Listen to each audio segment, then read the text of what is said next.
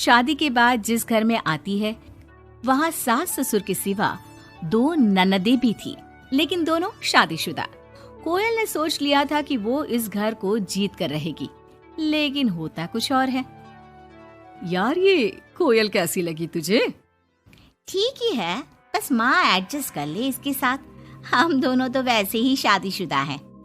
चलना, कल घर चलते हैं, देखते हैं क्या करती है वो सारा दिन घर पर। ठीक है दीदी, मैं कल आ जाऊंगी। दोनों ननदें मायके आती हैं, जहाँ पिता बाहर बैठकर पेपर पढ़ रहे थे, माँ अंदर सब्जी काट रही थी और कोयल वो तो कहीं नहीं थी। क्या पापा बाहर क्यों बैठे हैं? बहू ने निकाल दिया क्या? चलिए अंदर देखिए, कैसी लू सी चल रही है। चलिए तो। अरे नहीं, अंदर लाइट नहीं आ रही है, रोशनी भी कम है और हवा भी नहीं है।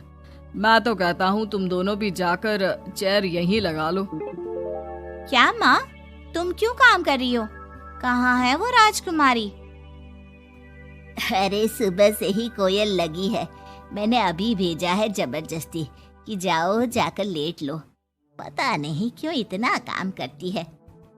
जब से आई है वक्त पर खाना पीना, वक्त पर दवाई, सब की जिम्मेदारी ले ली है उसने। वो तो हम भी कर रहे हैं ना माँ, अपने ससुराल में सभी को तो करना पड़ता है। उसमें वो नया क्या कर रही है? पापा के सफेद कपड़े कैसे पहले चमकते थे, अब देखो तो कितने मैले कुचैले लग रहे। कौन धोता है? धोती तो बहू ही है, लेकिन क्या करे बेचारी, मशीन ही खराब पड़ी है। सबके कपड़े हाथ से धोना, उसके भी तो मुलायम छोटे छोटे हाथ हैं। हाँ, और हम लोगों के हाथों में तो चक्का लगाए ना। अरे बस भी करो माँ। दोनों बहनें माँ बाप को काफी भड़काने की कोशिश करती, लेकिन कोई फायदा नहीं होता। पर कहते हैं ना, बेटी तो बेटी होती है उन लोगों के जाने के बाद। क्या बात है माँ जी, कोई आया था क्या? हाँ, वो तेरी दोनों ननदें आई थी। अरे तुम मुझे उठाया क्यों नहीं माँ?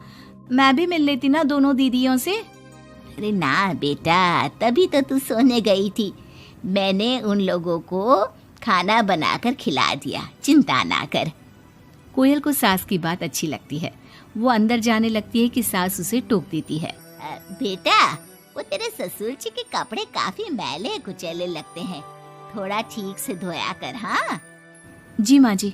कोयल सास को कुछ नहीं कहती, लेकिन रात में जब पति आता है तो कोयल उससे कहती है, सुनिए, पापा के घर के पहनने वाले कपड़े काफी पुराने हो गए हैं।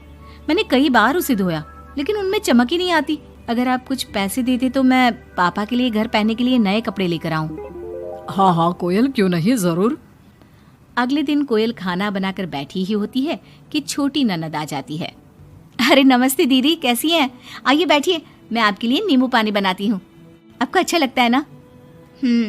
वो माँ कहाँ है? कोयल को अजीब सा लगता है कि ननद ने उसे पूछा तक नहीं, ना ही नमस्ते किया। सामने से माँ आती है।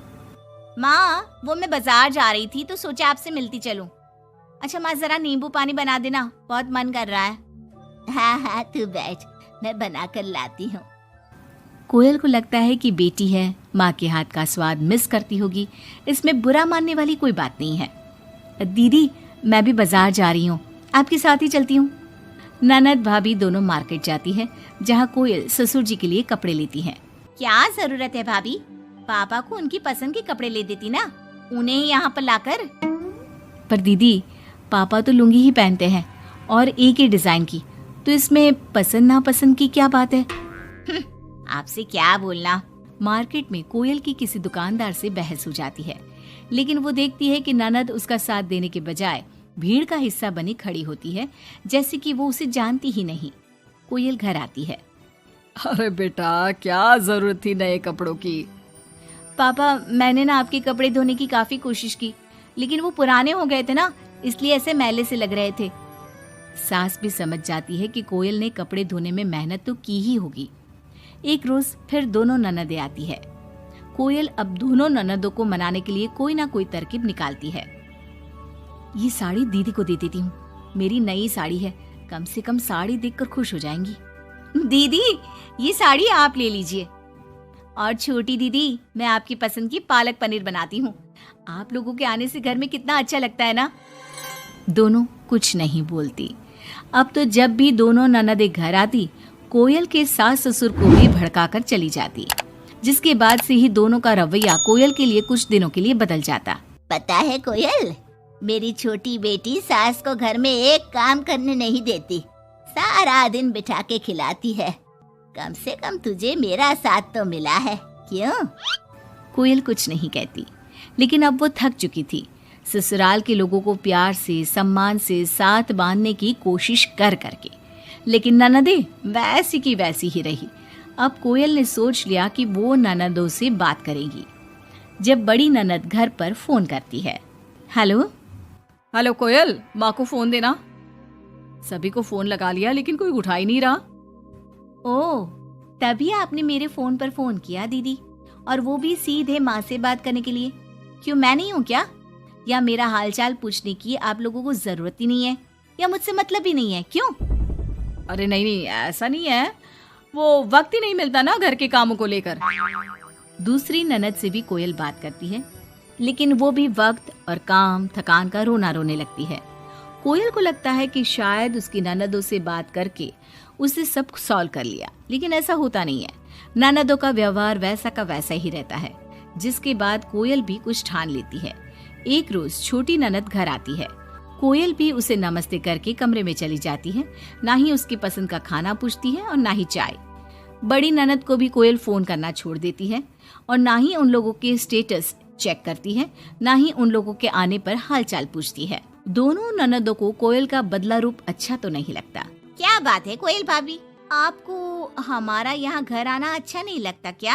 लेकिन हम भी क्या करें, मायका है, माँ बाप है, तो आएंगे तो सही ना। वो काम है थोड़ा, मैं अपने कमरे में जा रही हूँ। जो भाभी ननदों के आगे पीछे लगी रहती थी, उन लोगों के खाने पीने से लेकर हर बात का ख्याल रखती थी, उसका बदला रूप दोनों ननदों को अखरने लगता है। क्या बात है कोयल, अब हम लोगों से बात भी ज्यादा नहीं करती, ना ही फोन करती है। वैसे तो आप लोग भी मुझे कभी नहीं पूछती थी ना, आती तो सीधा माँ के कमरे में। फोन में मुझे तब करती जब घर में किसी का फोन ना लगता हो, और करती भी तो सीधे माँ से बात करा दो। मेरे हाथ का ना खाना खाती, ना सीधे मुंह बात करती। तो मैंने भी अपनी दुनिया में जीना सीख लिया है। अब मैं मस्त हूँ और खुश हूँ। नमस्ते।